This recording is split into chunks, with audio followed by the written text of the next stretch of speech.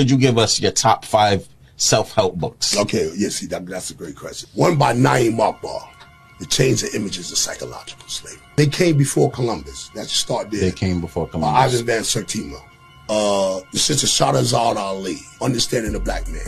Just Google Dr. Yusuf Ben-Jacana, pick anyone. Okay. You know what I'm saying? He said, you got to become a better leader because it's natural for you. In order for you to be a better leader, you got to read about leaders. I looked in the whole cell, it's just a wall of books. They all started giving me literature. Reading books like 48 Laws of Power, Mastery. I felt like I knew everything. I was 3 leaders that you would encourage others to look up to.